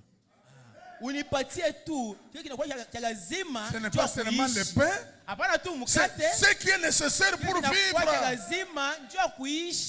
Le véhicule c'est nécessaire pour vivre. La maison c'est nécessaire pour vivre. Ce qui est nécessaire pour faire quoi? Pour vivre. Ici on dit seulement, donne-moi ce qui est pour le pain. Unatupatia tu mkate. Non, non, Dieu, on Hapana. ne limite pas les dieux au niveau des pains. Tunamaanisha Mungu tu paka pa mkate. Mkate tu. Ça, prier Dieu pour seulement au niveau des pains. Kuombe Mungu tu njoo atupatie tu mkate. Non. Hapana. Mais accorde-moi seulement ce qui m'est nécessaire pour vivre. Unipatie ujue kwa lazima njoo kuishi. Et dans l'abondance, je pourrais te renier et dire qui est Dieu. Je ne veux pas beaucoup. Dans Na l'abondance. mutajiri nishikusabu kusema wewe Mungu mwenyewe uko nani? On n'a pas dit dans la richesse. Abaseme mutajiri. Ici on dit l'abondance. Wanasema vitu Si vya mingi. cela va au-delà, Kama binapita, je peux te renier. nitakubisha. Ici on dit quoi? Hapa wanasema nini? Et dans l'abondance, oui, je te renie. Kati takuwa na Et dans la pauvreté, je ne dérobe. Nishikubishe, nishikusabu Ça, au maskini. si Dieu me donne nishiibe. beaucoup, Maana yake wakati Mungu pas Mungu seulement ananipatia la la richesse. mingi sana. Hapana tu utajiri.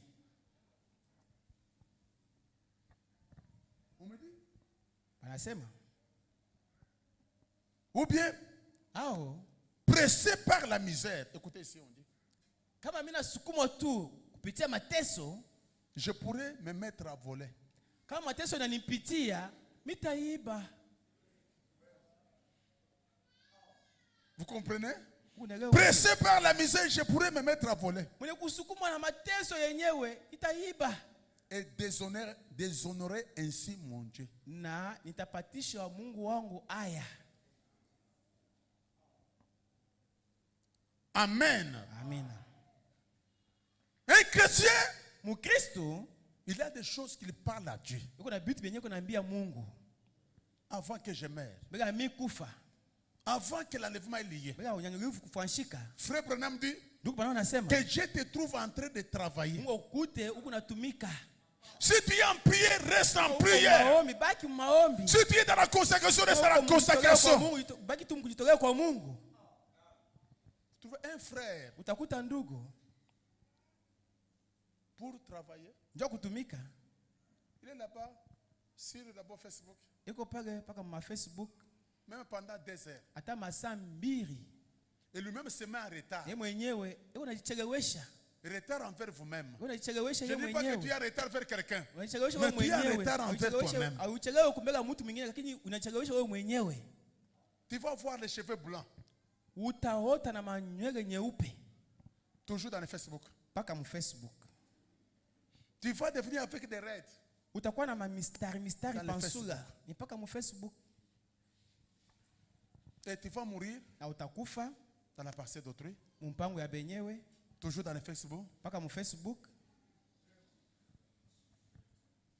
S'il y a des gens comme des chrétiens, Kama uko batu saba Kristo ce sont les gens qui ont des visions. ni batu wanakuwa na maono.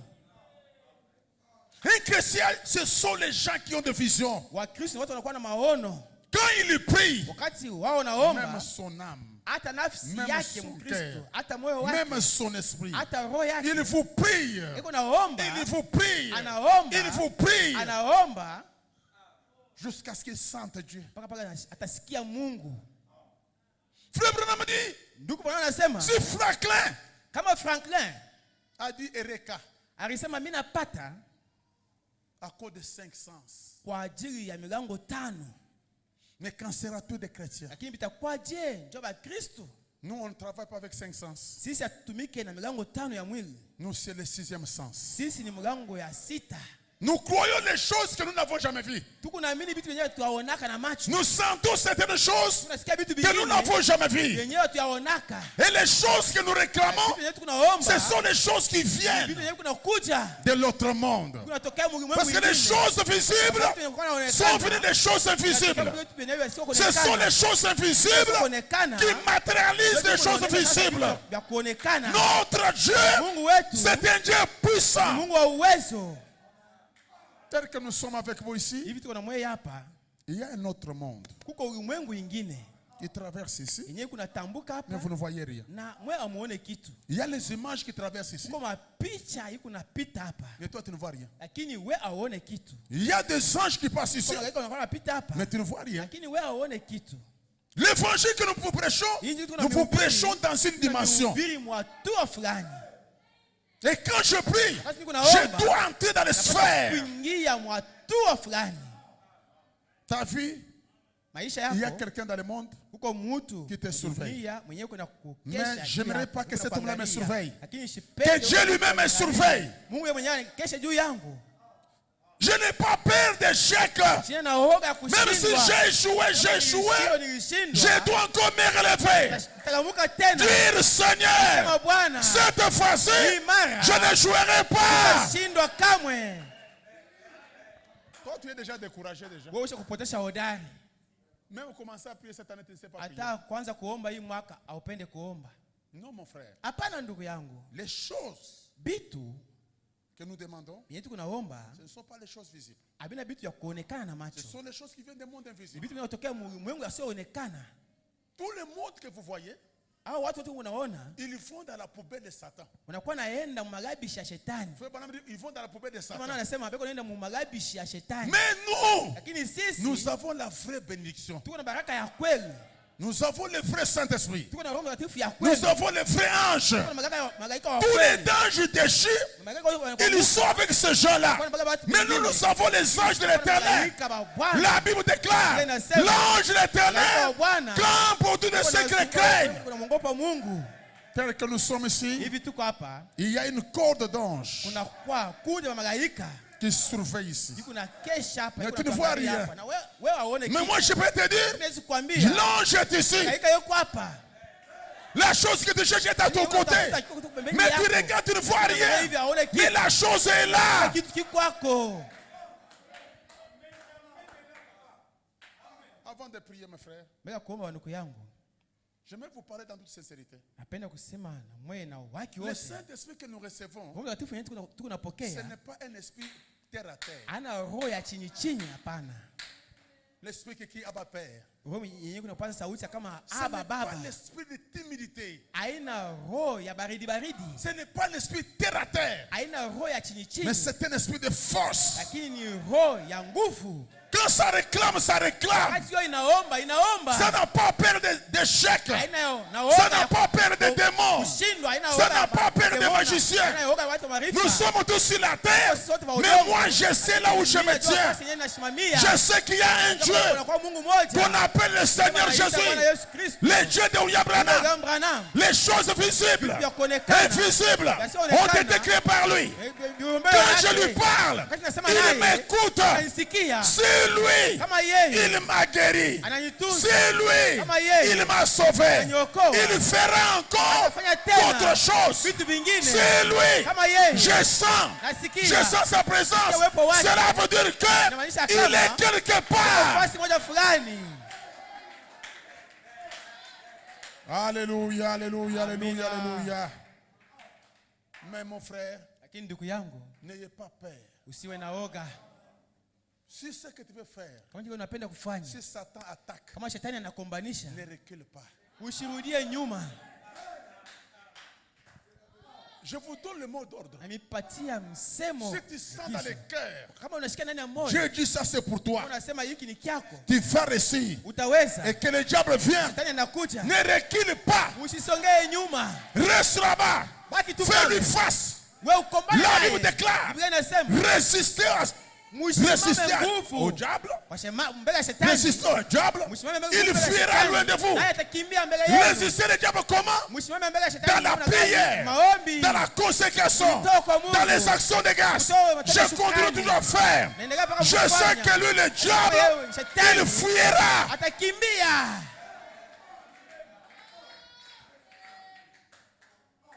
Nous tenons tous debout. Il gira par lui-même.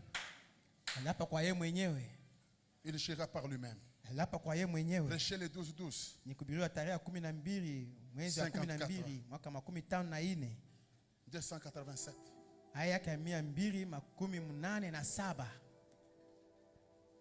Oh, mon prophète dit ceci. Mon frère, 287. Maman là-bas, mettez-vous debout. Quand on dit debout, debout, on n'a pas besoin de cas d'écho ici. Quand on donne l'ordre, tout le monde obéit à l'ordre.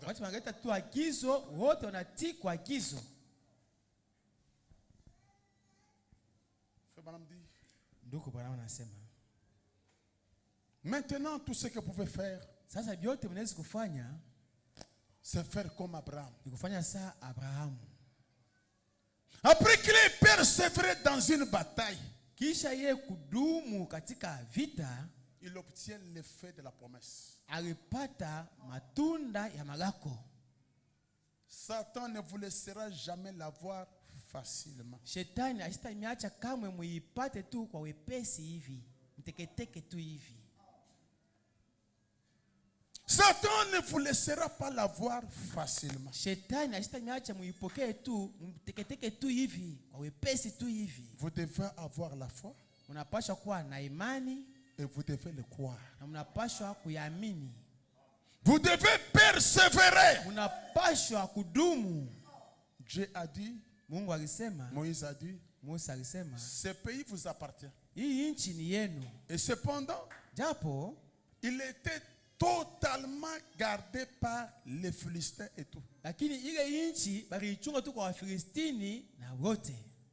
Mais le pays était pour eux. Lakini nchi ilikuwa juu yao. Mais le pays gardé par les Philistins. Lakini ile nchi banaichunga kwa Wafilistini. Il a dit, ça vous appartient. Alisema ile nchi ni Je vous yenu. les donne. Na mipatia hayo. Maintenant, Sasa, allez-y vous emparer. endeni muishike. La guérison, et c'est pour tous. Matunzo ya kimungu ni juu ya watu wote. Elle vous appartient. Ni yenu.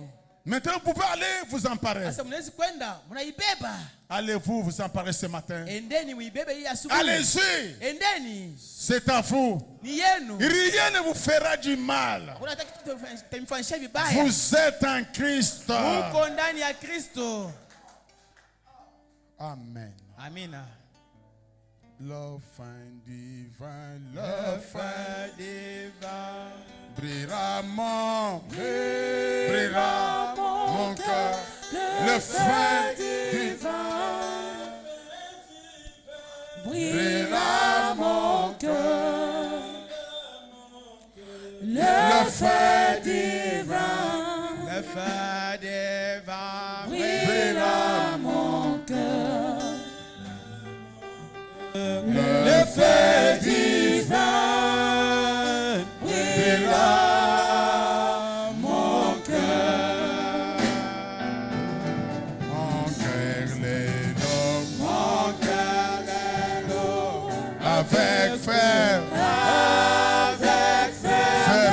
mon cœur les loue, mon cœur les loue.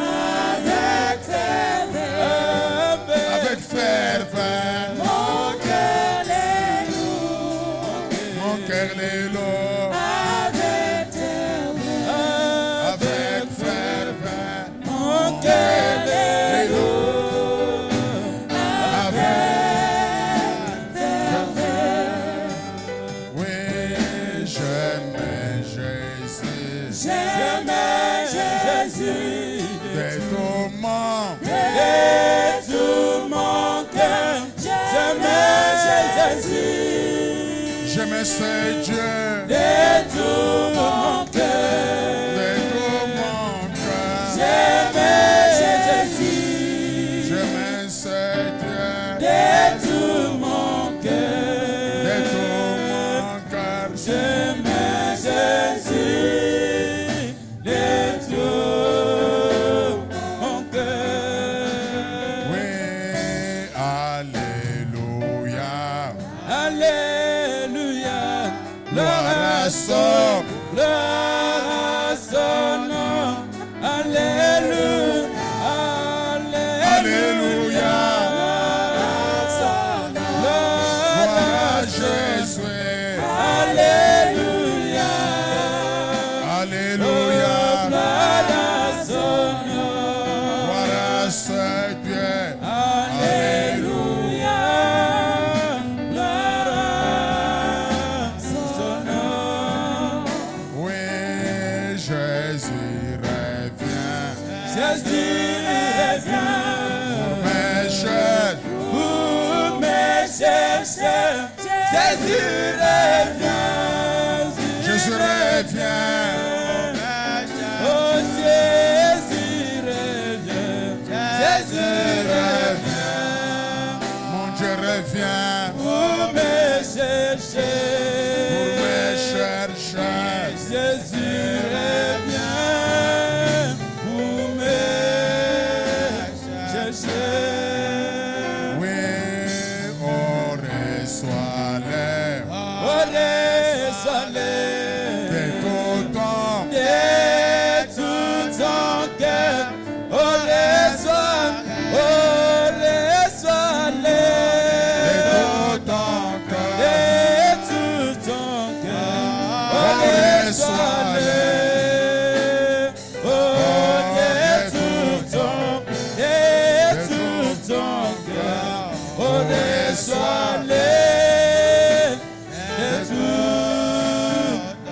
cœur. Oui, je les Reçois, je les reçois avec bonheur. Je les reçois,